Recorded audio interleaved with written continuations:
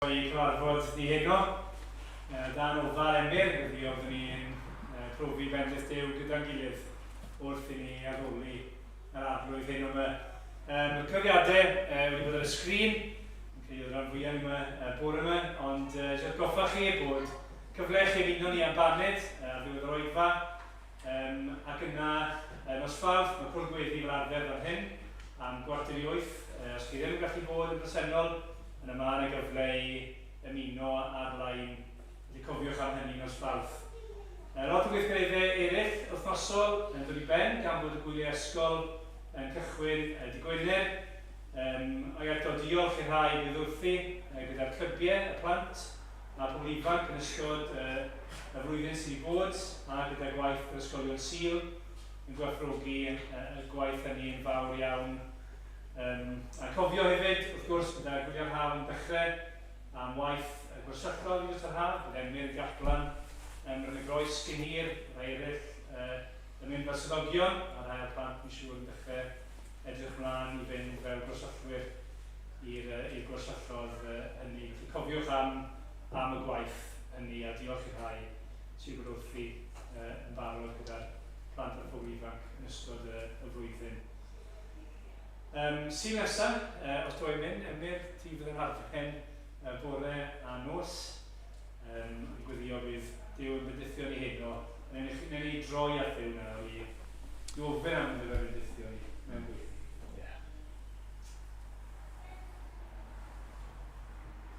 A rwy'n Duw, ni'n diolch i ti eto am y fraint sydd gyda ni heno, a ddod gyda'n gilydd. Mae'n braf gweld i'n gilydd. Mae'n braf cael cyfle i wrando a dy air di. Mae'n braf cael cyfle i ganu gyda'n gilydd. A roedd ni'n ymwybodol allu wneud yr holl bethau ni heb ystyried hyd yn oed yn iawn yr hyn ni'n ei wneud. O Dduw, ni'n gwylio y desbryd i nawr yn gweithio yno ni. Fel bod, fel Emyr yn sôn bore yma, bod ni yn cofio pwy ni'n dod o'i flaen. Bod ni'n dod mwyn rhoi mawr i'r Duw byw. A roedd ni'n ymwybodol, os ddim i gwell gallwn ni fod yn gwneud gyda'n amser ni. Godd ni'n gweddio wrth ni ddod y pethau hynny, falle sydd yn llanw'n meddyliau ni, falle y pryderon, y gofidiau sydd ar ein calonau ni. Falle ni feddwl am yr wythnos sydd i ddod. O Dduw, ni'n gweddio bydde ti'n symud rhywun ar neilltu, bydde ti'n rhoi persbectif cywir i ni ar y pethau hynny, wrth i ti agor dair i ni, wrth i ni daddoli ti. Ni'n gweddio bydde ni'n ymwybodol, a falle fel ni wedi profi o'r blaen, bod ni'n clywed y lais ti. O Dduw, ni'n gweddio i ti ymwneud hynny. Mae dyma yn gobeith ni yw bod ti yn Dduw sydd yn trigarhau sydd yn caru ni ac am ein codi. O Dduw, ni'n gweddio i ti wneud hynny heno. Trwy Emyr, ni'n gweddio i ti symud unrhyw flinder no ni, unrhyw beth sydd yn tynnu sylw ni, fel bod ni'n clywed beth sydd ti ddweud. A'r blwydd trigarhau wrth ni, bendithio, goniad y fawr Iesu. Amen.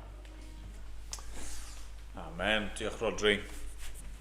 Rodri'n gweddio fyna ar yr arglwydd i weithio yno ni. Ac ni'n mynd i barhau i ofyn hynny gan Dduw wrth ganu dyn gilydd. Ni'n mynd i ganu rhif 13 yng Nghrymawd 2. Anadla, anadl yw'r llanw fy mywyd i.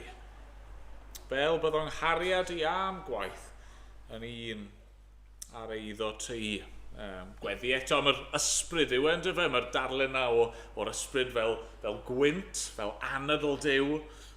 Gweddio bydd y Duw nawr yn dod ac yn gweithio yn rymus yn ein plith ni heno. Na ni sefyll, na ni ganu dyn gilydd.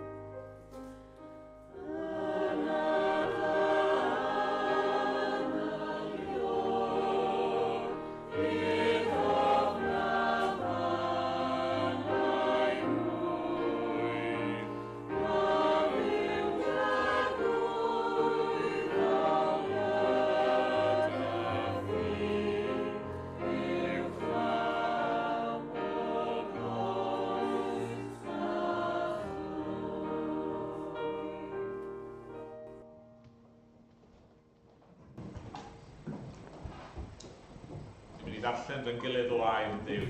Ac ni'n troi eto heno i lyfr Genesis. Mae'n darlleniad ni heno yn un reit hir. Os ydych rybyddio chi. Ni'n ffeindio weithiau yn yr ysgrythyr, nes i gweld yn llyfr Genesis o'r blaen, ar y degau mae yna hanesion neu rhannau o'r narratif sydd yn hir. Maen nhw'n cael ei ymestyn a does dim lle amlwg i'w rhannu nhw neu torri nhw. A felly, mae'r darllenydd ychydig yn hyrach. A gadewch i ni weddio fel oedd Rodri'n weddio am i'r arglwydd i symud ymaith pob blinder, pob rwystyr, i ni gael clywed yr hyn sydd ganddo fe i'w ddweud. Felly ni'n dechrau yn Genesis 30 ac adnod 25. A chi'n cofio, ni newydd gael yr ran yma o'r hanes am Jacob a'i wragedd yn cael plant, y meibion yma. Genesis 30, adnod 25. Wedi i Rachel esgor ar Joseph, dywedodd Jacob wrth Laban, gad i mi ymadael, mwyn i mi fynd i'm cartref fy hun ac i'm gwlad. Roi mi fy ngwragedd am plant, yr oedd wedi gweithio amdanynt, a gad i mi fynd. Oherwydd gwyddost, fel yr oedd wedi gweithio i ti. Ond dywedodd Laban wrtho, os caf ddweud, roedd wedi dod i weld mai oth achos di, mae'r arglwydd wedi fy mendithio i. Nodad y gyflog ac fe'i talaf. Atebodd yntai, gwyddost sut roedd wedi gweithio i ti, a sut y bu ar dy anifeiliaid gyda mi. Ychydig oedd gennyt cyn i mi ddod, ond cynyddodd yn helaeth a bendithiodd yr arglwydd i bob cam. Nawr onid yw'n bryd i mi ddarparu ar gyfer fy nheulu fy hun. Dwedodd Laban, beth ar ôl fi ti? Atebodd Jacob, nid wyt ti roi dim i mi. Ond fe ddigeiliaf dy braidd eto a'i gwylio, os gwneud hyn i mi. Gad i mi fynd heddiw trwy dy holl braidd a didoli pob dafad frith a broc a phob oen di a'r geifr brith a broc. A'r rhain fydd fy nghyflog. A chei dystiolaeth i'm gonestrwydd yn y dyfodol pan ddoi i weld fy nghyflog. Pob un o'r geifr nad yw'n frith a broc ac o'r oen nad yw'n ddi, bydd hwnnw wedi ei ladrata genydd. O'r gorau, meddwl Laban, bydded yn ôl dy air. Ond y diwrnod hwnnw, didolodd Laban y bychod brith a broc, a'r holl eifr brith a broc, pob un a gwyn arno a phob oen di, a'i rhoi yng ngofal ei feibion. A'i gosod bellter taith trydiau oddi wrth Jacob. A begeiliodd Jacob y gweddill o braidd Laban. Yna cymerodd Jacob wiail gleision o boplus ac almon a thawydd, a thynnu fi arnynt ddarnau o'r rhisgl, gan ddangos gwyn ar y gwiail. Gosododd y gwiail roedd wedi ei rhisglo yn y ffosydd o flaen y praidd, wrth y cafnau dŵr lle byddai'r praidd yn dod i yfed. Gan ei bod yn beichiogi pan byddent yn dod i yfed, beichiogodd y praidd gyferbyn ar gwiail a bwrw oen wedi ei marcio yn frith a broc. Byddai Jacob yn didol yr oen, ond yn troi wynebu'r defaid tuag at y rhai brith a'r holl rhai dion ymysg praidd Laban, gosodau ei braidd ei hun ar wahân, heb fod gyda phraidd Laban. A bob tro roedd y defaid cryfaf yn beichiogi, roedd Jacob yn gosod y gwiail yn y ffosydd gyferbyn ar praidd, mwyn iddynt feichiogi o flaen y gwiail. Ond nid oedd yn ei gosod ar gyfer defaid gwan y praidd, a felly daeth y gwanaf yn eiddo Laban, a'r cryfaf yn eiddo Jacob. Fel hyn cynyddodd ei gyfoeth ef yn fawr, ac roedd ganddo breiddiau niferus, morynion a gweision, camelod ac asynod. Clywodd Jacob fod meibion Laban yn dweud, mae Jacob wedi cymryd holl eiddo ein tad, ac o'r hyn oedd yn perthyn i'n tad, mae ef wedi ennill yr holl gyfoeth hwn. A gwelodd Jacob nad oedd agwedd Laban ato fel y bu o'r blaen. Yna dwedodd yr arglwydd wrth Jacob, dos yn ôl i wlad dy dadau ac at dy dylwyth, a byddaf gyda thi. Felly anfonodd Jacob a galw Rachel a Lea i'r maes lle roedd ei braidd. A dwedodd wrthynt, gwelaf nad yw agwedd eich tad ataf fel y bu o'r blaen, ond bu Duw fy nhad gyda mi. Gwyddoch fy mod wedi gweithio i'ch tad am holl egni, ond twyllodd eich tad fi a newid fy nghyflog ddengwaith. Eto ni adawodd Duw iddo fy niweidio. Pan ddywedai ef, y brithion fydd dy gyflog, yna roedd yr holl braidd yn epilio ar frithion. A pan ddywedai ef, y broc fydd dy gyflog, yna roedd yr holl braidd yn epilio ar roi broc. Felly cymerodd Duw anifeiliaid eich tad a'i rhoi i mi. Yn hymor beichiogi'r praidd, codais fy ngolwg, a gweld mewn breuddwyd fod yr hyrdod oedd yn llamu'r praidd wedi ei marcio yn frith a broc. Yna dywedodd angel Duw wrthyf yn fy mreiddwyd, Jacob. Atebais innau, dyma fi. Yna dywedodd cod dy olwg ac edrych. Mae'r holl hyrdod sy'n llamu'r praidd wedi ei marcio yn frith a broc. Rwyf wedi gweld popeth mae Laban yn ei wneud i ti. Mae fi yw Duw Bethel, lle'r eneiniais golof na gwneud adduned i mi. Nawr cod, dos o'r wlad hon a dychwel i wlad dy enedigaeth. Yna atebodd Rachel a Lea ef. A oes i ni bellach rhan neu etifeddiaeth yn hi ein tad? Ond ydyn ni'n cael ein cyfrif ganddo'n estroniad, oherwydd mae wedi'n gwerthu ac wedi gwario'r arian. Yr holl gyfoeth mae Duw wedi ei gymryd oddi ar ein tad, ein heiddo ni a'n plant y Duw. Nawr felly, gwna bopeth a ddywedodd Duw wrthyt. Yna cododd Jacob a gosod ei blant a'i ragedd a'r gymelod, a thywysodd ei holl anifeiliaid a'i holl eiddo a gafodd yn Padan Aram i fynd i wlad Canan at ei dad Isaac. Roedd Laban wedi mynd i gneifio ei ddefaid, a lladratodd Rachel ddelwai'r teulu oedd yn perthyn i'w thad. Felly bu Jacob dwyllo Laban yr Aramead trwy ffoi heb ddweud wrtho. Ffodd gyda'i holl eiddo a chroesi'r Eufrates a mynd i gyfeiriad mynydddir Gilead. Mae Mhen Trydydd roed gwybod i Laban fod Jacob wedi ffoi. Cymerodd yntau ei berthnasau gydag ef, a'i ymlid am 7 diwrnod, a'i ganlyn hyd fynydddir Gilead. Ond daeth Duw at Laban, yr Aramead, mewn breuddwyd nos, a dweud wrtho, gofala, na ddywedi air wrth Jacob na da na drwg. Pan o ddiweddodd Laban Jacob, roedd Jacob wedi lledu ei babell yn y mynyddir. Ac felly gwersyllodd Laban gyda'i frodyr ym mynydddir Gilead. A dwedodd Laban wrth Jacob, beth yw hyn rwyt wedi ei wneud? Rwyt wedi fy nhwyllo, a dwy'n ymaith fy merched fel ceithion rhyfel.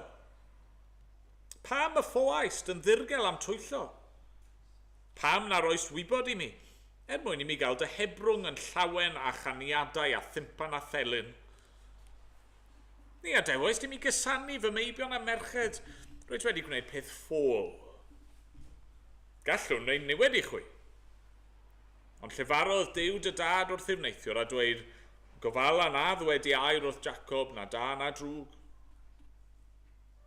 Di ai mae am i ti hireithi am di dy dad yr eithos dymaith, ond pam lladrateaist fy niwiau?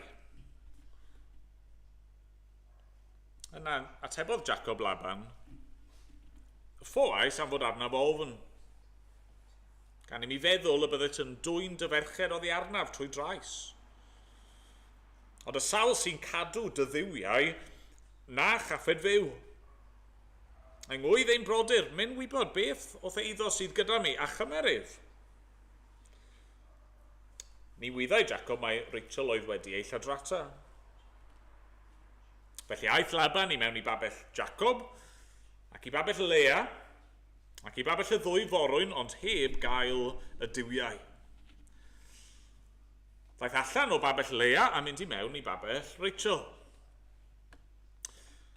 Roedd Rachel wedi cymryd delwau'r teulu a'i gosod yng nghyfrwyr camel, ac roedd yn eistedd arnynt. Chwiliodd Laban trwy'r babell heb ei cael. A dwedodd Rachel wrth ei thad, peidiad barglwydd a digio, am na fedradd godi o fflaen, oherwydd mae arfer gwragedd arnaf.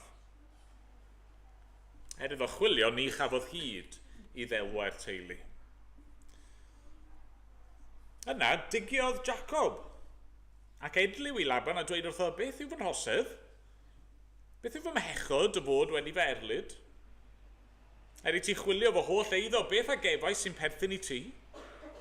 Gosod ef yma ngwydd fy mrodyr i a throdyr dithau mwyn iddynt farnu rhyngom ein dau. Roedd bellach wedi bod 20 mlynedd gyda thi. Nid yw dy ddefaid nath eifr wedi erthylu, ac nid oedd wedi bwyta hyrddo dy braidd. Pan fyddai anifail wedi ei ysglyfaethu, ni ddygais mohono erioed ata ti, ond derbyniais y golled fy hun.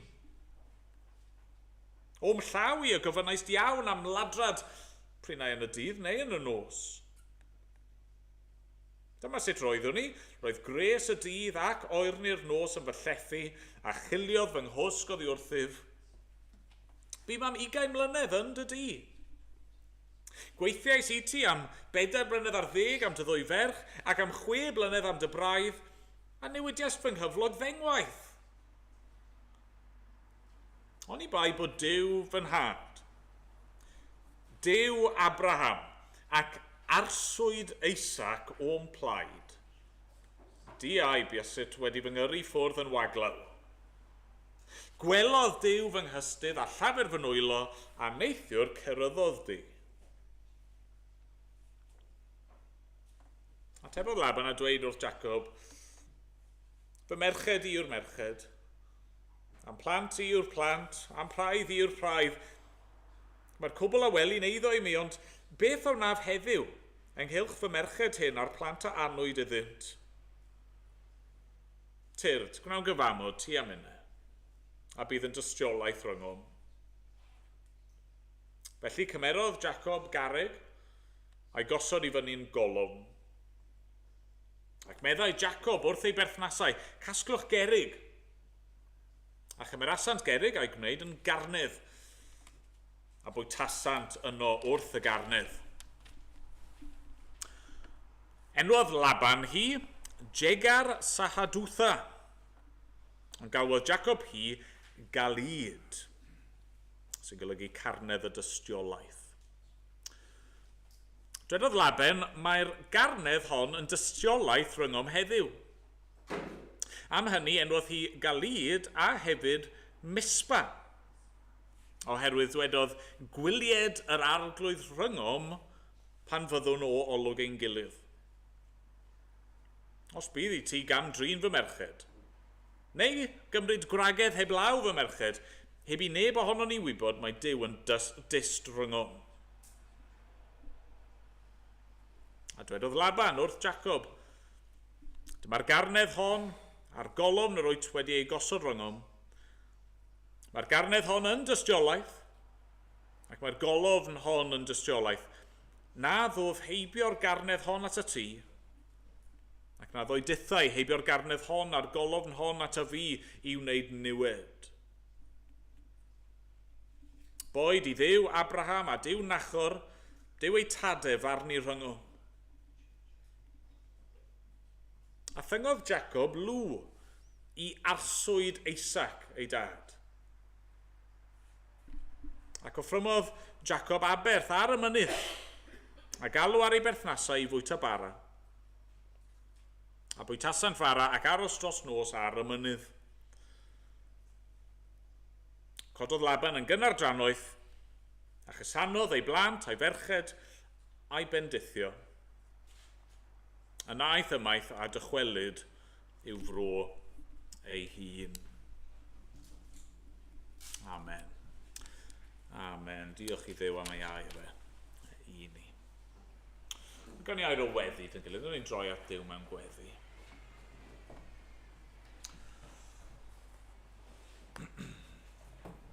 O arglwydd ein Duw. I ni'n troi at y ti yn awr ac Dad, i ni'n diolch. Mae ti yw ein Duw ni. Arglwydd ti yr un oedd yn dduw i Abram, dduw i Isaac, dduw i Jacob, yr un ath ddangos ei hun iddyn nhw a tregarhau wrthyn nhw ac ei dewis nhw i fod yn rhan o dy gynllun di i achub y byd. Arglwydd ti yw ein Duw ni hefyd. A Dad, ni'n diolch i ti am hyn.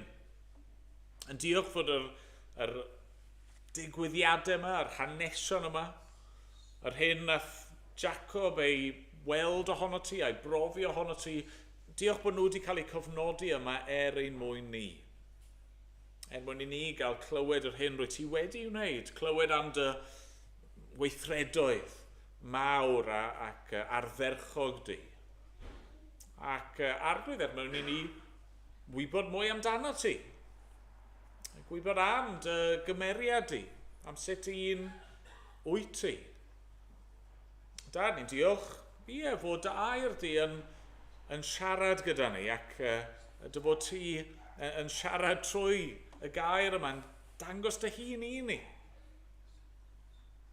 Dad, heno, i ni eisiau dy brofi di. Arglwydd, ni wedi canu y geiriau yna anadl iwr. Dad, ti yw'r Duw byw. Rwy ti yn fawr ac rwy ti yn ofnadwy arglwydd. Rwy ti yn hyfryd ac yn ryfeddol ac yn sanctaidd arglwydd. Ti yw'r Duw byw.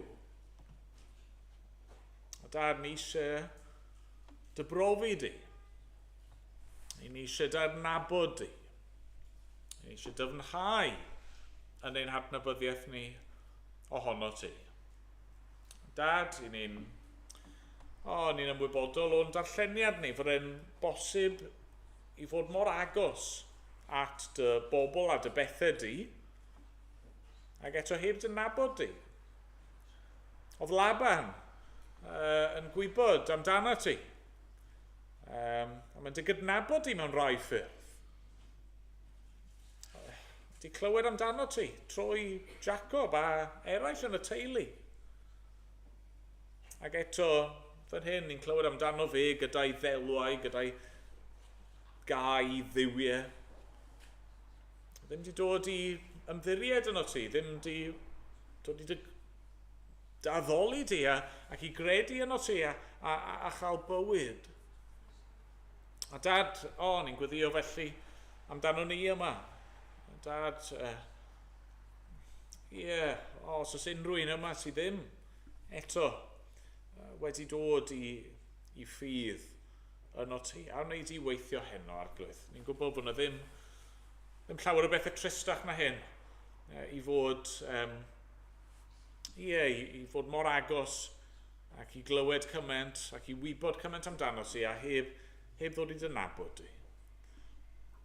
Ond dad ni'n cyflwyno'n hunan hefyd i ti fel eglwys, fel dy bobl.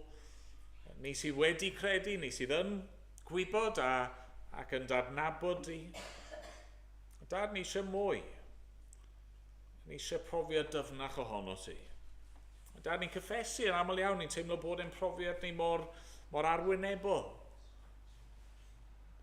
Dad, os oes yna reswm am hynny nawr, a wneud i weithredu.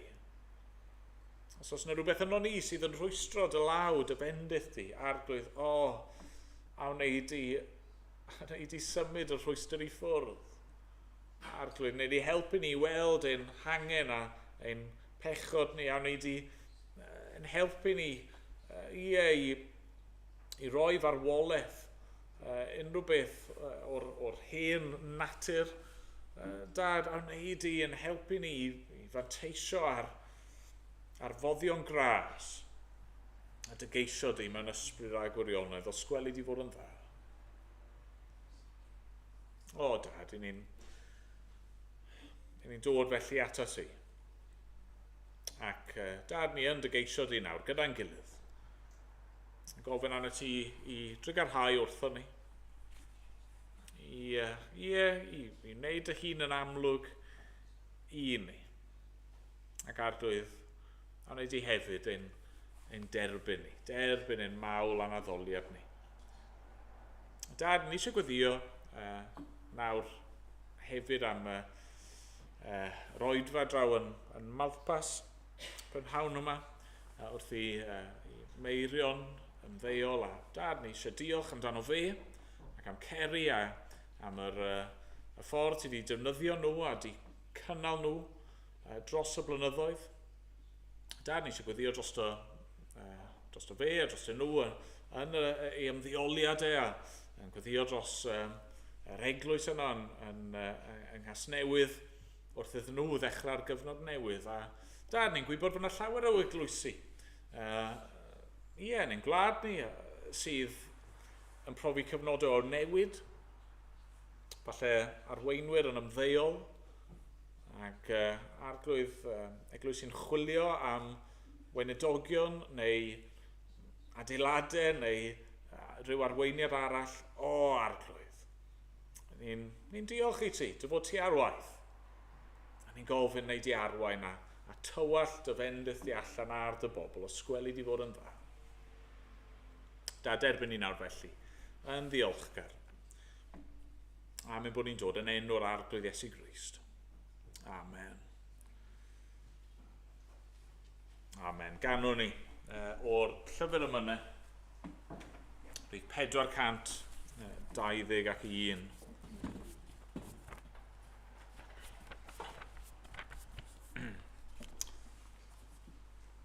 4-2-1 mewn anialwch rwyf yn trigo temptasiynau ar bob llaw. Heddiw tanllyd seithau yma, yfori tanllyd seithau draw. Minnau'n gorfod aros yn y canol rhwng y tân tyrd fy niw, a gweil fy amgylchiad yn dy allu tyrd ymlaen. Ac ymlaen, nhw'n i sefyll i ganu.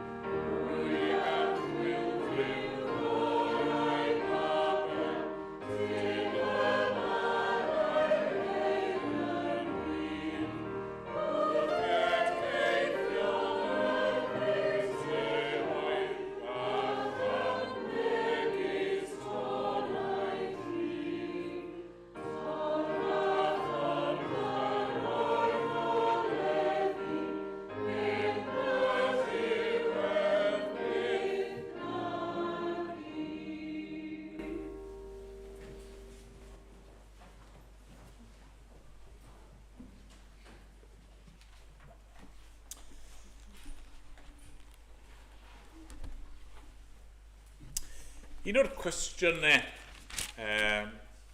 dylsyn ni fod yn holi'n hunan yn reoledd fel Cristnogion, fi'n cyffesu sa'n holiau ddigon, yw hyn. Beth mae'r arglwydd yn ceisio dysgu i fi fan hyn? Wythnos diwetha, un o'r pethau o'n i'n gweld yn dyfel bod Duw yn reoli'r holl amgylchiadau'r holl manylion y mywyd Jacob. Ac o'n i'n annog ni fyna i geisio bod yn ymwybodol o hynny, o ddydd i ddydd, o awr i awr, o funud i funud. Pan mae pethau'n digwydd i ni, pethau weithiau sydd yn gallu bod yn rwystredig, mi eisiau ni fod yn holi'r cwestiwn o pam bod hyn yn digwydd. Beth mae Duw yn trial dysgu i fi fan hyn? A falle'n arbennig, be mae'n trial dangos i fi amdano fe ei hun? Os y'n ni'n adnabod yr arglwydd, dyna ni'n gweud sydd yn wir amdano ni, yn dyfa fel Cristnogion, i ni yn dweud, nid bod ni'n credu rhyw athrawiaethau yn unig, nid bod ni yn byw mewn ffordd penodol yn unig, mae'r pethau yn wir ydyn, ond beth sydd yng nghanol ein ffydd ni, wel person. I ni yn dod at y tad, trwy'r mab, yn nerth yr ysbryd glân, ni'n adnabod Duw, ac wrth gwrs, mewn unrhyw berthynas, mae yna ddyfnhau yn digwydd. Chi'n dod i nabod y person yn well. Chi'n dod i weld mwy ohonyn nhw, agweddau gwahanol o'i cymeriad. A felly byddwch chi'n disgwyl i hynny fod yn wir yn ein perthynas ni gyda Duw. Mae Duw yn Dduw sydd eisiau cael ei adnabod. Mae di datguddio ei hun i ni yn y greadigaeth. Mae di dangos ei hun i ni mewn mab.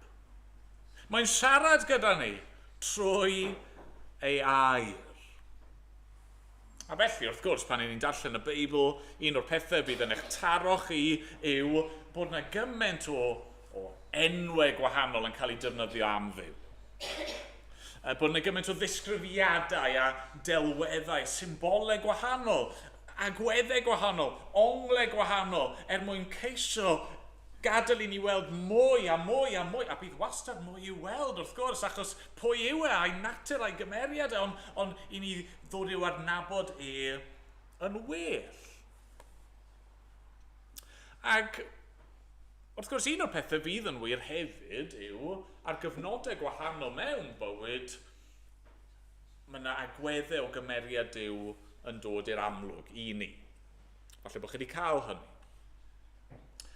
Fi'n cofio rhywun yn sôn am hyn un tro, bod nhw wedi sylwi ar newid yn y ffordd oedd un Cristion yn gweddio.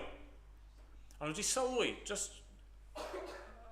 oedd yna gyfnod lle oedd yr Cristion yma yn dechrau i weddi o arglwydd, ac yna yn aradeg oedd yna rhyw shift i dod lle oedd yr person nawr yn gyson neu'n fwy cyson yn gweddio o dad. Nawr, ydy Duw yn arglwydd? Ydy. Ydy Duw yn dad? Ydy, ond i'r Cristion yna, oedd yna rhywbeth i digwydd yn eu profiad nhw, ac o'n nhw wedi dod i weld mwy a mwy o Dduw fel ei tad nhw. Be mae'r arglwydd yn ceisio dysgu ni? Be mae'n ceisio dangos i ni amdano fe ei hun? Wel, heno, wrth i ni edrych ar yr adran reit hir yma, o brofiad a bywyd Jacob, eisiau ni edrych ar 3 pheth yn arbennig. Peth cyntaf ni'n dysgu am yr arglwydd fan hyn yw, mae fe yw arglwydd bendith. Fe yw arglwydd bendith. Nawr, wrth gwrs, ni'n gwybod hynny, yn dydi? Mae Duw yw ffynhonnell pob bendith. Ni wedi gweld hynny reit o ddechrau llyfr Genesis, fe sydd wedi creu y byd, fe sy'n creu popeth, fe sydd wedi'n creu ni, Ag mae wedi'n creu ni mwyn cael perthynas gyda fe. Mae wedi'n creu ni i brofi ei fendith Hynny yw, ein dewis ni, ein pechod ni, ein gwrthryfel ni sydd yn torri ni ffwrdd oddi wrth ei fendith, ond yr hyn mae'r arglwydd yn ei ddymuno yw ein bendithio ni ac i roi llwyddiant i ni. Lot ohonoch chi'n gwybod rai o'n hoff adnodau yw y rheini ar ddechrau llythyr Paul at yr Effesied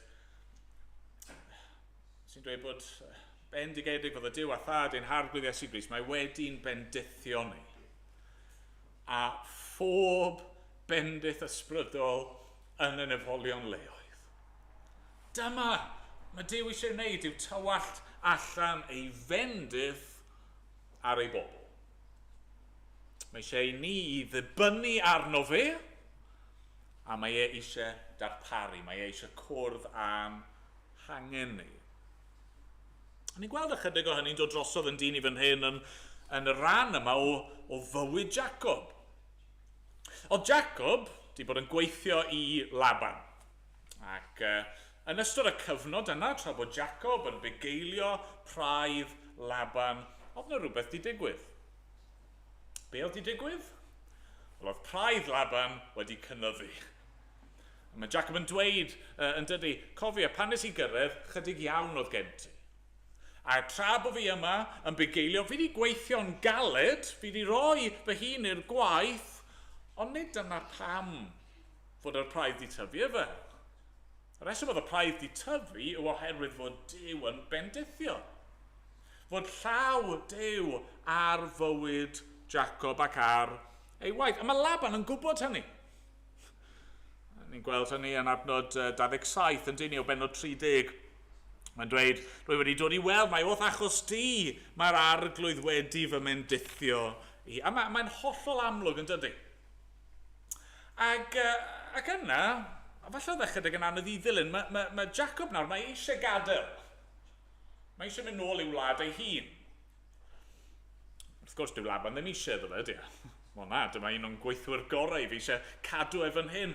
A mae Jacob yn dod i'r cytundeb yma gyda Laban, y bydde fe yn gweithio ar gyfer rhan o'r praidd.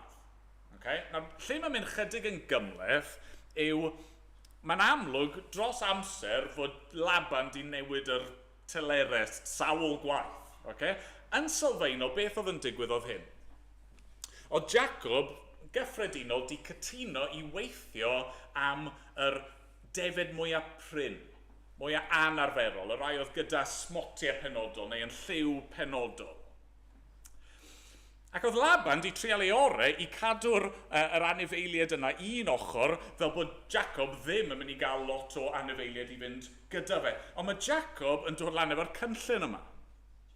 Y cynllun Jacob yw mae'n cymryd y darnau o bren, o goed, mae'n wneud streipes a smotiau ar y brig yma, a pan mae defed penodol yn dod lawr i'r dŵr, a tra bod nhw fyna yn ffrindiau ei gilydd, mae fe'n gosod y pren o'i blaenau nhw mwyn sicrhau mae rai defaid oedd yn cael plant ac oedd yr ŵyn oedd yn cael ei geni yn lliwiau penodol. Yn fras sy'n digwydd. Nawr, dydw i ddim yn wyddonydd. Dydw i ddim yn fwy o legydd. Nid fel mae ŵyn o lliwiau penodol yn cael ei geni efe. Hynny oedd Jacob rhyw syniad, rhyw gynllun, a fyddai gynllun ei ar ei ben ei hun wedi cyflawni unrhyw beth? Wel na. Mae'n amlwg oedd e yn dda yn gofalu am defaid, a falle oedd e'n alluog yn cadw rai cryf ac yn bridio nhw mewn ffordd penodol, ond y pwynt sy'n dod drosodd trwy'r holl hanes yna yw mae Duw sydd yn llwyddo ei waith ynddo? Duw sydd yn bendithio. Duw sydd yn dod ar cynnydd. Yr arglwydd yn dweud, hebddo fi ni allwch wneud dim. Gyda'r arglwydd mae pob peth yn bosibl. Yna'r pwynt fan hyn, ynddo fe? Hynny yw, mae yna wyrth yn digwydd. Pam? Achos bod Duw eisiau bendithio Jacob. Mae Duw wedi addo pethau i Jacob a mae e'n mynd i gyflawni ei fwriad iddo fe, hyd yn oed os oes angen cyflawni gwirth wrth wneud hynny. Ond y pwynt yw, dyma'r math o Dduw sy'n gennym ni. Oedd Jacob wedi dod i weld hynny. Oedd e'n gwybod bod e wedi gweithio'n galed. Mae'n dweud ar un pwynt hynny yw bod e wedi bod mas yn y gwynt a'r glaw, mae wedi bod mas yn y gres tanbaid, mae wedi colli cwsg. Pan mae anifeiliaid wedi cael ei lladrata fe, oedd wedi gorfod talu'r pris. Pan mae anifeiliaid ysglyfaethus llewn neu rhywbeth wedi dod a wedi cymryd rhai'r paith, fe oedd yn talu'r pris am hynny hefyd. O, mae wedi gweithio. Ond Duw sydd wedi rhoi'r bendith yna. Welon ni yn dy fe, pryd oedd hi, cwbl o wythnosau yn ôl yn y bore. Paul yn sôn am ei waith a gwaith Apollos, ond wedi gweithio. Ond Duw sy'n rhoi'r tyfiant. Duw sy'n rhoi y ffrwydd. Gaifan, ydych chi wedi gweld hynny o'r arglwydd? Fod e'n Dduw ac yn arglwydd bendith. Mae eisiau eich bendithio chi, mae eisiau darparu ar eich cyfer chi. Mae'n y gam. O pobl yn canu tra bod fi yn y coleg, ond i ddim wedi clywed cyn hynny, falle bod chi'n nabod y gam. Rhywbeth yma ti'r Quartermasters stores. Chi'n gwybod y gam yna? There was something, rhywbeth fel, there was gravy enough to sink the navy in the stores. Ac o'ch chi'n sort of wneud pethau lan wrth fynd ymlaen, oedd e'n just i fod yn sili ar y bws neu beth bynnag. And y pwynt yw, what's in the Quartermasters stores? Popeth. Dyna'r pwynt. Popeth chi'n gallu dychmygu, popeth allwch chi feddwl amdano fe, y cwbl chi angen neud yw mynd yna a'i gael e. Dyna sy'n wir am ein Duw ni. Mae'n y bopeth ynddo fe. Pob bendith ysbrydol yn y nifolion leoedd. Na, mi eisiau bod yn ofalus, fan hyn wrth gwrs. Yn yr Hen Testament, y tueddiad yw yn aml iawn fod bendith Duw yn amlygu ei hun mewn ffordd materol, mewn ffordd deiarol. Oedd Duw di addo bod gyda'i bobl ac un o'r ffyrdd oedd e'n mynd i ddangos reality hynny yn y byd oedd trwy roi llwyddiant iddyn nhw yn y wlad. Bod ei planhigion nhw'n tyfu'n dda, bod ei anifeiliaid nhw yn cenhedlu'n dda ac yn y blaen. Oedd Duw yn mynd i ddangos ei gyfoeth y cyfoeth ysbrydol yna, mewn ffordd trwy cyfoeth ariannol ei bobl. Wrth i ni ddod i'r Testament newydd, mae yna newid yn digwydd. Does na ddim yr un a ddewid. Wrth ni glywed chydig o hynny bore yma, Paul yn sôn am yr hyn oedd a'r apostolion eraill wedi wynebu, bod nhw fel Jacob wedi bod heb gosg yn newynog ac yn gwynebu pob math o berydlon. Dyw'r arglwydd ddim yn addo arian i chi. Dwi ddim yn addo cyfoeth, dwi ddim yn addo bydd eich defer chi wastad yn cenhedlu'r lliw cywir. Dwi ddim yn addo dim o'r pethau hynny i ni, mae'n addo llawer iawn mwy. Mae addewidion yn llawer iawn gwell. Mae addewidion i ni yn rhai ysbrydol bydd yn ymestyn i dragwyddoldeb, ond mae eisiau'n bendithio ni. Mae eisiau dod yn agos ato ni. Mae eisiau ni brofi ei gariad o ddydd i ddydd. Yna'r pwynt cyntaf, yw arglwydd bendith. A mewn un ystyr mae hynny'n ddigon naturiol, achos fe hefyd yw arglwydd bywyd. A dyma'r ail bwynt, fe yw'r Duw byw. Fe yw ffynhonnell bywyd. A ni'n gwybod hynny, ni'n gweld hynny'n barod, mae'n amlwg iawn yn yr ysgrythyr. Pwy yw ein Duw ni? Fe yw arglwydd bywyd. Pam fod na fywyd yn bodoli o gwbl a ddim marwolaeth a dim byd? Wel, oherwydd Duw. Oherwydd fod yr un sydd yn fywyd ohono fe ei hun, yr un sydd yn hollol ddigonol ac yn hollol gyflawn ynddo fe ei hun. Oherwydd fod wedi dewis creu. A i fywyd efo petai wedi gorlifo ac i fod wedi'n creu ni. A felly mae'r gair yn aml iawn eisiau ni i gofio hynny, mae'n atgoffa ni o hynny. Un Duw sydd, a fe yw'r Duw byw. A ni'n gweld hynny trwy'r rhan yna ddarllenon ni, am byti, Rachel yn arbennig. Ni'n clywed yn dyn amdani hi, wrth iddyn nhw baratoi i ffoi, mae hi yn cymryd yr delwau yma. Be sy'n cael ei cyfeirio atyn nhw fel diwiau y teulu, diwiau Laban. A be bydde rhain? Bydde rhyw eilinod bach oedd Laban a'r teulu yn rhywbeth o addoli. Ond nhw'n meddwl mae'r pethau yma oedd yn mynd i roi bywyd iddyn nhw. Oedd yn mynd i wneud bywyd yn dda iddyn nhw. A ni ddim yn glir pam. Mae lot o ddadle. Beth yw bwriad Rachel fan hyn? Ydy hi jyst eisiau chwarae tric ar ei thad hi? Ydy hi, os chi eisiau meddwl yn dda ohoni, oedd hi'n cymryd nhw i ffwrdd fel bod ddim yn addoli nhw mwyach, fi ddim yn meddwl mae dyna sy'n digwydd.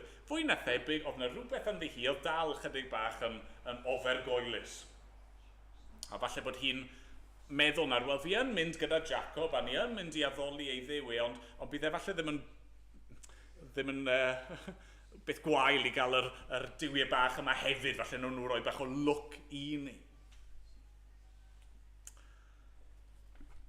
Ond mae'n drawiadol yn dydi, lle mae y diwiau yma yn benni lan?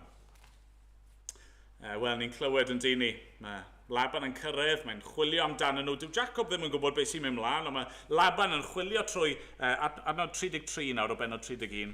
Aeth Laban i mewn i babell Jacob, ac i babell Leia, ac i babell y ddwy forwyn, heb gael y diwiau. Daeth allan o babell Leia a mynd i mewn i babell Rachel. Roedd Rachel wedi cymryd delwedd teulu, a'i gosod yng nghyfrwyr camel, ac roedd yn eistedd arnynt. Chwilio Laban trwy'r babell heb ei cael, a dwedodd Rachel wrth ei thad, peidiad fy arglwydd a digio am na fedraf godi o'th blaen, oherwydd mae arfer gwragedd arnaf. Ac erwydd o chwilio, ni chafodd hyd i ddelwau'r teulu. Un esboniwr yn dweud, yn y gair yn aml iawn, mae'r gau ddiwiau, they become the butt of all jokes.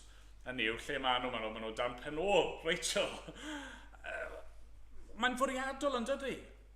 Mae fel petai eisiau dangos i ni fan hyn, pa fath o ddiwiau chi'n gorfod mynd i chwilio amdano nhw?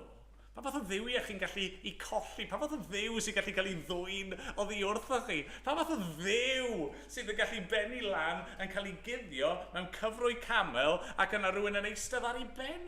Mae'n pathetic yn dydi. Be sy'n dod drosodd fan hyn? Be mae'r arglwydd eisiau ni weld ohono fe ei hun? Wel, oedd un Duw sydd. Dwi ddim yn ddiw bach. Dwi ddim yn ddiw chi'n gallu ffito yn eich poced. Dwi ddim yn ddiw sy'n gallu cael ei ddwyn o ddi wrtho chi. Dwi ddim yn ddiw chi'n gallu cael eich gwahanu o ddi wrtho fe. Na, fod e'n gwneud ei hun yn bresennol mewn un man, ar yr un pryd mae e'n ddiw yr holl fyd. Fe yw Duw Bethel, y Duw welon ni efo'r ysgol yna'n estyn o'r nefoedd i'r ddear. Fe yw Duw byw. Sa'n gwrs chi wedi bod i Madame Tussauds yn Llundain. Amgueddfa o fath a'r ddangosfa o waxworks. Maen nhw wedi creu'r sa'n gwybod beth i galw nhw, maen nhw'n rhyw fath o mannequins, rhyw modelau o bobl enwog. A mae rai nhw yn edrych yn ffantastig. Mae rai nhw'n well na'i gilydd, os chi wedi bod yna. Mae rai nhw'n anhygol. Mae nhw yn edrych fel the real deal. A chymod be, weithiau, no pob tebyg, weithiau mae celebrities yn mynd i Madame Tussauds a maen nhw'n aros yn llonydd yna yn dyn nhw am ychydig bach nes bod yr twristiaid yn dod i tynnu llun a wedyn maen nhw'n symud i roi sioc iddyn nhw achos mae rai o'r waxworks yma, maen nhw'n gallu edrych mor wych. yw'r gwahaniaeth rhwng yr waxwork a celeb go iawn?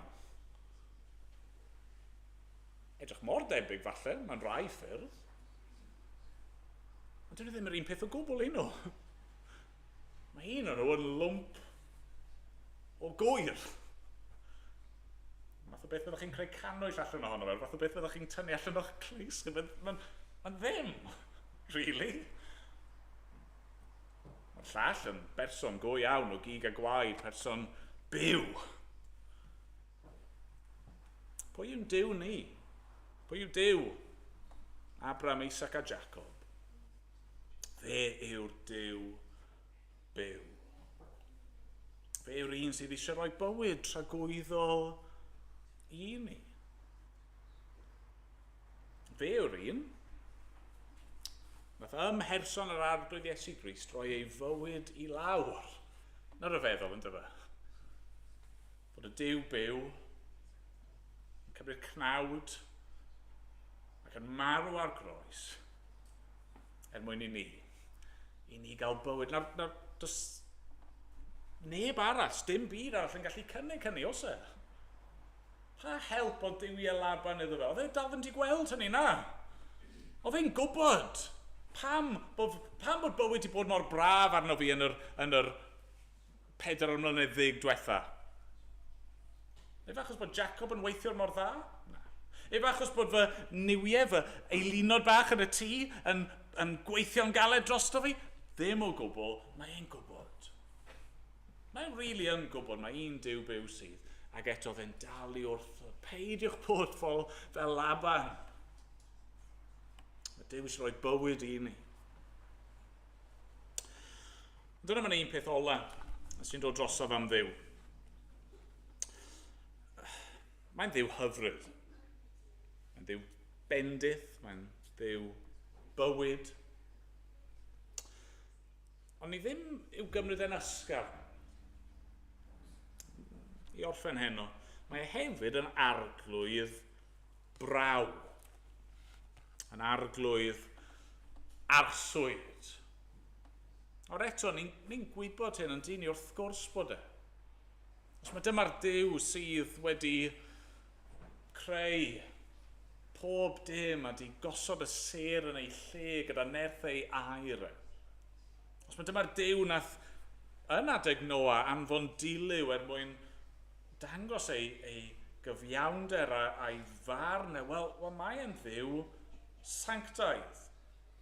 Mae'n Dduw sydd yn heiddi ein parchedig ofn ni. Yna lyfr da iawn, os chi ddim wedi darllen byddwn ni'n annog chi'n wneud. Llyfr gan Mike Reeves yw e. Rejoice and Tremble. Yn sôn am gymeriad Dduw, a'n ymateb ni i Dduw. Rejoice, dyna lle ni'n aml yn ffocysu yn dyfa, ni'n llawenhau, ni'n gorfoleddu yn yw, ond rhan o beth yw hi i orfoleddu yn yw go iawn, yw bod yna fesur o gryndod yna hefyd. A'r eto ni'n gweld hynny'n dod drosodd ym mhrofiad Jacob fan hyn.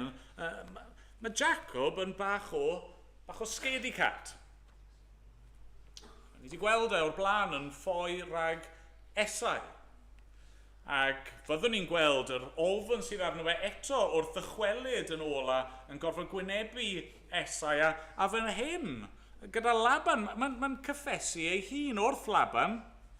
Pam bod e di ffoi? Wel, achos bod ofn arno fe. Oedd ofn arno fe, bydde Laban yn gwneud niwed iddo fe, ac y bydde fe'n dwyn ei ragedd ar teulu a'r praidd oedd hi wrtho fe.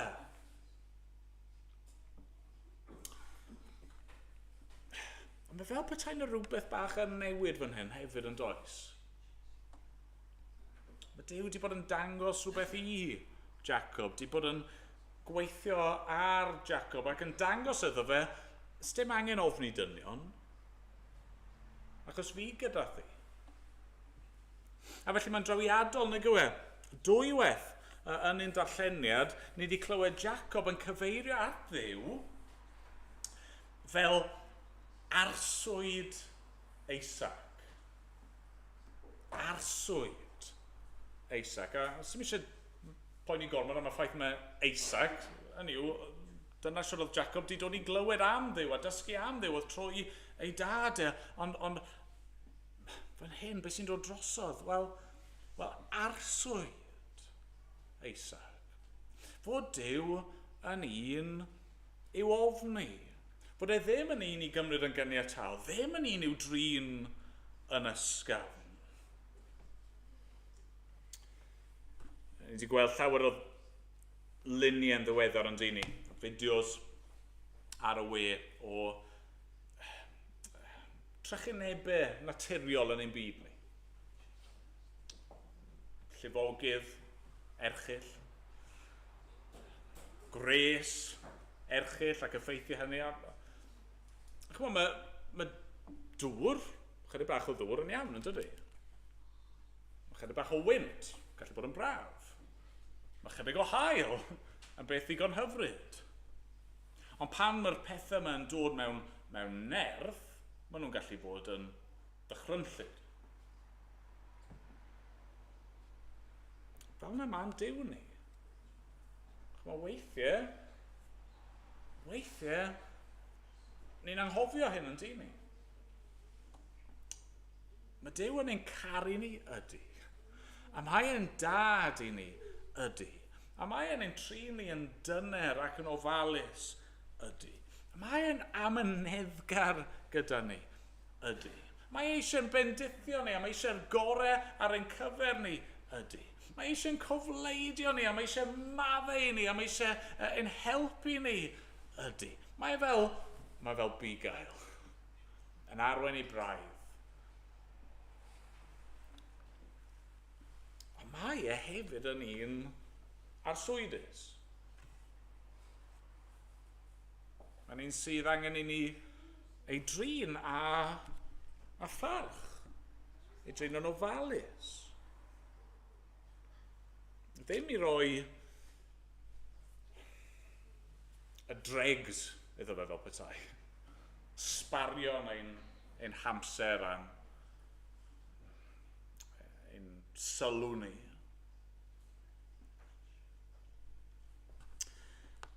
Ni'n siŵr bod ni gyd yn eog o hyn. Yn credu falle bod yn broblem mawr yn ein eglwysu ni. A ffindio'r cydbwysedd yn anodd fi'n derbyn hynny, ond os yna rhywbeth yno ni sydd wedi colli rhywbeth o ofn yr arglwydd?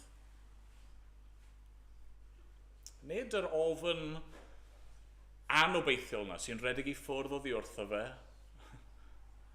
trio cuddio ragddo fe, na'r ofn yna sydd yn rhyw crynu ger ei fron, a ryfeddu ar ei nerth a'i fawredd, a ryfeddu ar y ffaith mae fe yw ein Duw ni, a fod e'n gofalu amdano ni, a fod e'n ein caru ni, ond ryfeddu arno fe.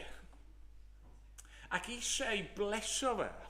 Eisiau nawr ddim wneud beth sy'n siwto ni, neu beth sydd oren yn golwg ni, ond bod ni wirioneddol. Eisiau iddo fe cael y clod mae e'n ei heiddi. Yn arglwydd bendith. Mae'n arglwydd bywyd. Mae e hefyd yn arglwydd braw. A gadewch i ni i addoli e fel mae e'n ei heiddi. Mwyn ei enw. Amen. Gan i air o weddi. O Dduw ein tad, a thad ein harglwydd Iesu Grist. Ie, ffynon pob bendith, y Duw byw, arswyd Isaac. I ni'n diolch am yr hyn ni wedi cael i glywed heno gen i ti ac amdano ti. Diolch dy fod ti yn Dduw sydd eisiau i ni dy nabod i yn well, eisiau i ni brofi mwy ohono ti. Ac arglwydd yn gweddi ni nawr yw yn neud i gymryd yr hyn ni wedi glywed ar hyd y dydd, a neud i barhau i siarad â ni a yn wir yn ystod yr wythnos nesaf yma. Helpa ni, beth bynnag ni'n mynd trwyddo, beth bynnag ni'n profi. Helpa ni i fod yn holi'r cwestiwn a beth wyt ti yn dangos i ni ohono ti dy hun. a derbyn yn mawl a'n diolch ni nawr. Yn enw'r arglwydd Iesu Grist. Amen. Amen. Yn mynd I ganu o'r llyfr y myne, rhif 366. Wrth edrych Iesu ar dy groes, a meddwl dyfnder dangau loes. Pryd hyn rwyf yn dibrisio'r byd a'r holl ogoniant sy'n ynddo I gyd. A'r bennill ola yn dweud hyn yn dydy, myddi a berthaf dy glwr bob eilyn sydd o dan yr hod. Ac wrth fyfyrio ar dy waed fe gwymp pob delw dan fy nhraed. Ond yn ei sefyll I ganu dyn gilydd.